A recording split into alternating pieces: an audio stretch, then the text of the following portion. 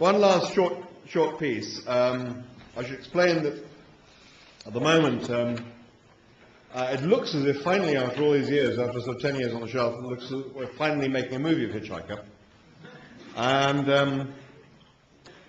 when I try to explain to people that it's sort of based on the first book, but it's not exactly based on the first book, but you'll probably understand what I mean if I tell you that it's the first book that specifically contradicts.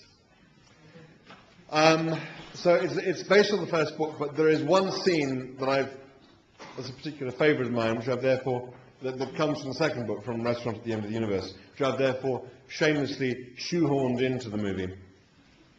And it goes like this. I should explain that Zaphod Beeblebrox is at this point attempting to make his escape from a bunch of battle machines that are after him. And he leaves a companion to guard the rear while he makes good his escape.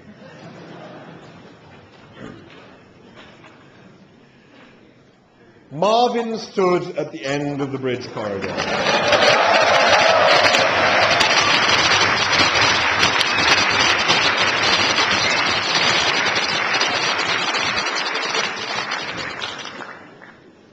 He was not, in fact, a particularly small robot.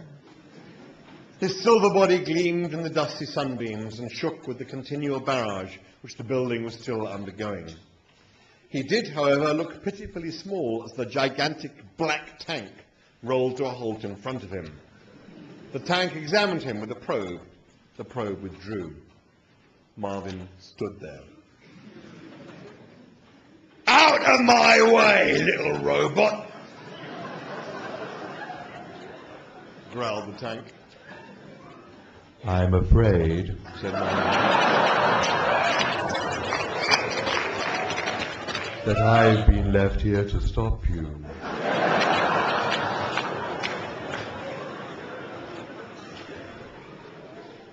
The probe extended again with a quick recheck. It withdrew again.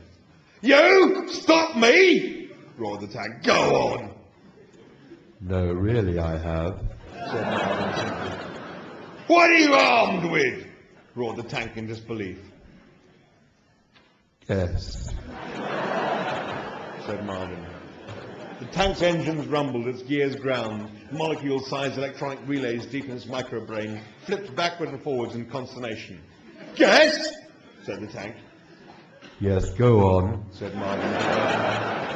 "You'll never guess."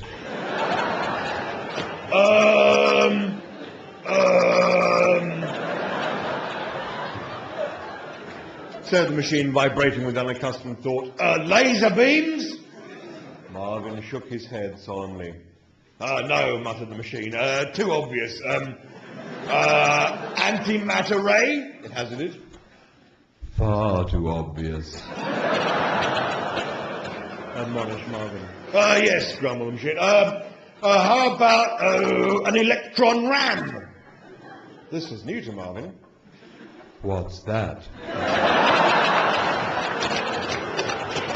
"One of these," said the machine with enthusiasm. From its turret emerged a sharp prong which spat a single lethal blaze of light. Behind Marvin, a wall roared and collapsed as a heap of dust. The dust bellowed briefly, then settled.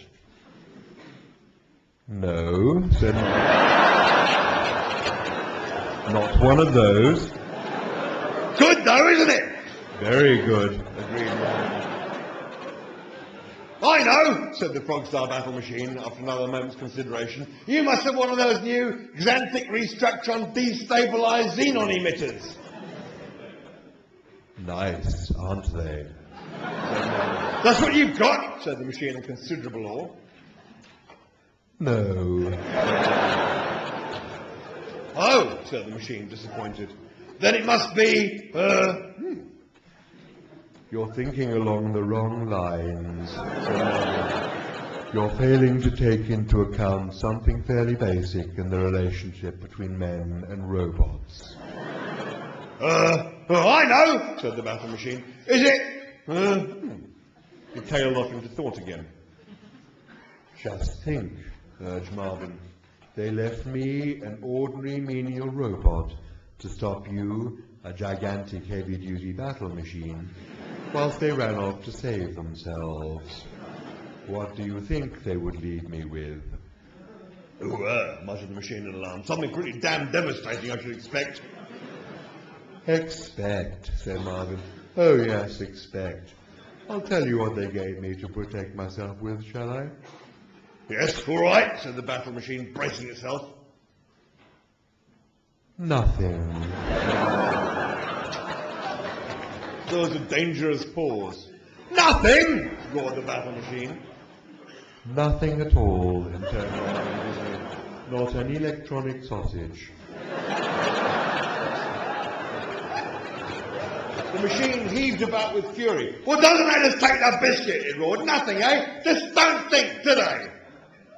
And me, said Marvin in a soft, low voice, with this terrible pain and all these diodes down my left side. Makes you spit, doesn't it? Yes, agreed Marvin. Hell, that makes me angry, bellowed the machine. Think I'll smash that wall down. The electron ram stabbed out another searing blaze of light and took out the wall next to the machine. How do you think I feel? Said Marvin bitterly. Just ran off and left you, did they? The machine thundered. Yes, said Marvin. Think I'll shoot down their bloody ceiling as well, raged the tank. Took out the ceiling of the bridge. That's very impressive, Marvin. You ain't seen nothing yet, promised the machine. I can take out this floor too, no trouble.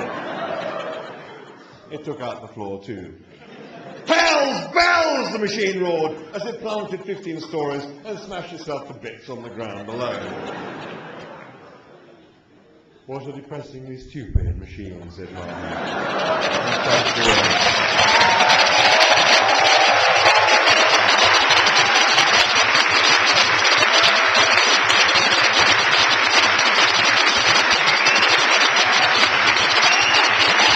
Thank you very much. Thank you.